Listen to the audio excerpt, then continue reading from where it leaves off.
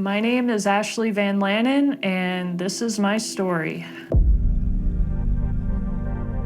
As I grew up and as I got out of high school, I started to get into the wrong crowd of people. I had started to take psychedelic drugs and start taking drugs that the doctors prescribed me, Xanax, Adderall. I smoked marijuana, and I started to drink alcohol. And I had found a man who I thought I loved very much. We were both alcoholics, and we both had epilepsy. And we thought that we could save each other. He moved in, and we continued to drink together, to take drugs together, and it turned into something very ugly and abusive quick. Domestic violence started to happen. He would gaslight me into making me believe that I was the reason that he was drinking. I was on Adderall for 2 days straight, and I tried to kill myself. And I went to inpatient, and since then I got off of Xanax and Adderall and all of the drugs that the doctors prescribed me. My parents wanted us to move up to Michigan, and I didn't want to go. We went anyway, and the whole time I was there, I was focused on getting back with my toxic, abusive boyfriend. And then I finally went back to Illinois. There was one night he came home and he was wasted, and he got very angry, and I said, I'm going to go take a walk while you calm down. He grabbed me and he slammed me down onto the ground, and he began to put his hands in my mouth and choke me. I saw my life flash before my eyes. I heard this voice, and it said, bite down, but bite down slowly so you do not hurt him. And I knew that that was God speaking to me in that moment, and even God had mercy for the man that was trying to take my life.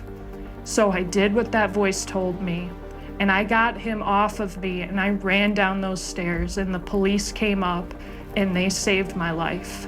My sister drove me all the way back to Wisconsin, where my parents had picked me up, and drove me all the way back to Michigan. I had nothing. I didn't even have my dignity. I didn't even know who I was. So when I sat upstairs in my parents' attic bedroom, I had wine bottles surrounding me, and I knew that I was completely powerless. So I reached my hand up to God, and I said, God, please help me, because I can't do this by myself. And in those months, I was cutting myself every day. I was having flashbacks every day of what had happened to me, all of the things that were said. And I was hardly eating. I was only around 100 pounds. I was drinking every day, smoking as much weed as I could. All I knew was that I was powerless to the addictions that I had and to the abuse that I had went through. I got kicked out of my parents' house, met my husband, Bo. I would have seizures every day. The doctors didn't know how to help me. Every medication under the sun would not help me. I was so tired of having these seizures. We tried the keto diet, we tried everything. And I said, I can't take this anymore. And Bo asked me if he could pray for me. And I said, sure, what else do I have to lose? He started praying for me. I had multiple seizures. And after that, I got up and I was running around like I was free of something. I felt a light. It was light, it was a lifted up feeling, and I was dancing around. And usually after a seizure, you're tired. I was dancing, but at the same time, I didn't believe it until time went on. I've been seizure-free since. I finally got free from alcohol as well. Every single drug I am free from, and I continue to follow the Lord since. He has given me hope when I had absolutely no hope in my life. I had nothing, and He gave me everything back sevenfold.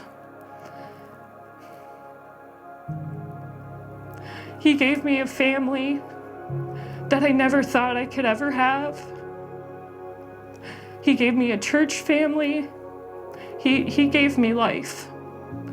So when I see kids who are young and struggling with alcohol already and suicidal thoughts and cutting themselves and just all of these horrible things, I know that Jesus can save them because he saved my life. My life did not start until I found Christ. That's when my life began. I was dead and now I'm alive.